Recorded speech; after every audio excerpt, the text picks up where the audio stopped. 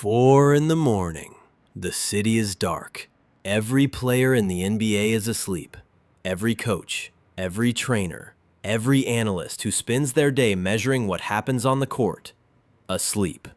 Except one. And here's the part of the story that nobody tells you. Kobe Bryant was not at 4 a.m. because he was more talented than everyone else. He was not there because he loved basketball more. He was not even there because he was the hardest worker in the gym. He was there because he had answered a question that most people spend their entire lives avoiding. And the answer to that question, not the 4 a.m. itself, not the made shots, not the statistics, is what made him Kobe Bryant.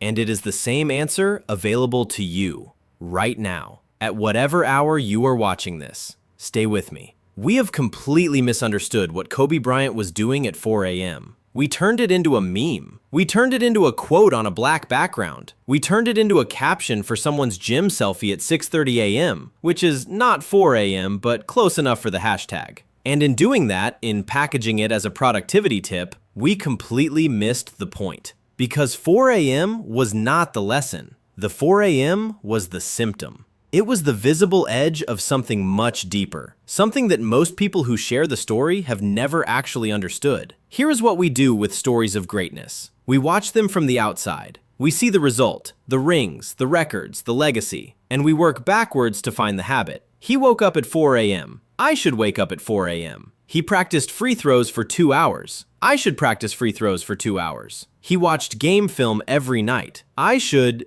And then the alarm goes off at 4 a.m. and we turn it off, and we feel like we failed. But we did not fail at 4 a.m. We failed before we ever set the alarm, because we tried to copy the behavior without understanding the belief underneath it. Kobe Bryant was not great because he woke up at 4 a.m. He woke up at 4 a.m. because of who he had already decided he was. And that decision, that single, foundational, quiet decision about identity, is the part of the story that nobody puts on a poster. Because it is not photogenic. Because it happens in the dark, before the alarm, before the gym, before any of it. And that is everything. Alan Stein Jr. is a performance coach who has worked with some of the best basketball players in the world. He once had the chance to observe Kobe Bryant practice. Not a game, practice. He arrived at the gym at 4 a.m., expecting to find Kobe stretching, warming up, maybe going through light drills before the real work began. What he found was this.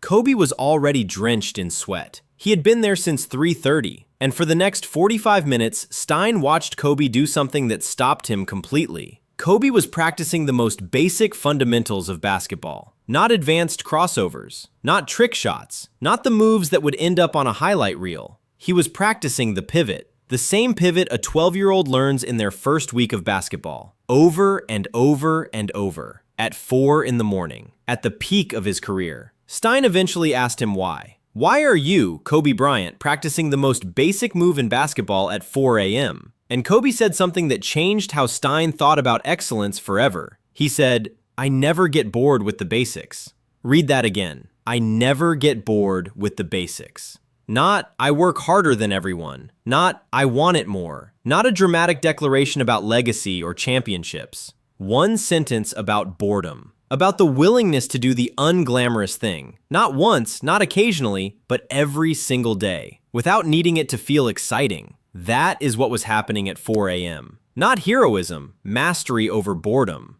And mastery over boredom starts with something that happened long before 3:30 a.m. It starts with a decision about identity. Here's the sequence everyone gets wrong. Most people think it works like this. Practice hard leads to, become great leads to, feel like the best player leads to, act like the best player. That is the outside view of Kobe Bryant's life. Here is what actually happened. Kobe Bryant decided he was the best player in the world. Before the rings, before the scoring titles, before anyone else agreed. He made that decision, clearly, privately, completely. And then every action that followed was simply that person doing what that person does. The 4 a.m. was not him trying to become the best. The 4 a.m. was him being the best. There is a difference that most people never understand until until it's too late. Trying to become something is exhausting. It requires constant motivation. It requires external validation. It requires results to confirm the belief. Being something requires none of that. It just requires the decision. And then the decision requires the behavior, not as a means to an end, as an expression of who you already are. James Clear writes in Atomic Habits, "Every action you take is a vote for the kind of person you want to become." Kobe had already cast all his votes. The alarm at 3:30 a.m. was just the receipt. The question is not, how do I wake up earlier? The question is, who have I decided I am? And does my behavior match that person yet? Because if the identity is there, the 4 a.m. follows. It always does. The pivot, a move so fundamental that it is taught in the first week of recreational basketball. Kobe Bryant, at the height of his powers, surrounded by the best players in the world, was practicing the pivot at 4 in the morning. And he was not practicing it because he had forgotten how. He was practicing it because he understood something about mastery that most people will never accept. There is no level at which the fundamentals stop mattering. There is only deeper understanding of the same fundamentals. Anders Ericsson, the psychologist behind the 10,000-hour rule, spent decades studying elite performers across fields: musicians, chess players, surgeons, athletes. His finding was not that experts practice more. His finding was that experts practice differently. They practice the things they can already do, and they find new ways to do them wrong so they can understand what doing them right really means. The pivot Kobe was practicing at 4 a.m. was not the same pivot he learned at 12. It was the same movement, but 20 years of understanding had turned it into something else entirely. And this is the lesson for you. Not that you need to wake up at 4 a.m. Not that you need to practice more hours. The lesson is, what is the fundamental in your work? The basic, unglamorous, foundational thing that you have stopped practicing because you assumed you already knew it. The answer to that question is the next 10,000 hours of your development. The masters never leave the basics behind. They just understand them more deeply. That is the difference between someone who is good and someone who cannot be stopped. Here is the final thing about 4 a.m. that nobody talks about. Kobe was not suffering at 4 a.m. Every account from people who trained with him, observed him, or spent time around him says the same thing. He was the most alive in the gym. Not performing aliveness, not forcing energy, actually genuinely present in a way that most people only experience a few times in their lives. Because 4 a.m., before the world woke up, before the press, before the cameras, before the opponents and the expectations and the weight of being Kobe Bryant, was his. Completely and entirely his. The world has no demands at 4 a.m. The phone is quiet. The city is still. Nobody wants anything from you. And in that silence, before the noise begins, you can be exactly who you decided to be, without apology, without explanation, without performance. Just you and the work and the version of yourself you are building. Kobe once said, "Those times when I get into the gym early or stay late, those are the times I'm investing in myself. The returns may not come immediately, but they always come. The dark hours are not punishment. They are the only hours that are completely yours. The world is asleep. And in that silence, in that specific, irreplaceable window of time that belongs to no one but you, something is being built, quietly, without an audience, without validation. And one day, when it is finished, the world will call it overnight success. And only you will know how long the night actually was." I want to ask you something, not about Kobe, about you. What is your 4 a.m.? Not literally the hour, but the thing, the specific, unglamorous, boring, foundational thing that you would do in complete silence, with no audience, no validation, and no guarantee of results?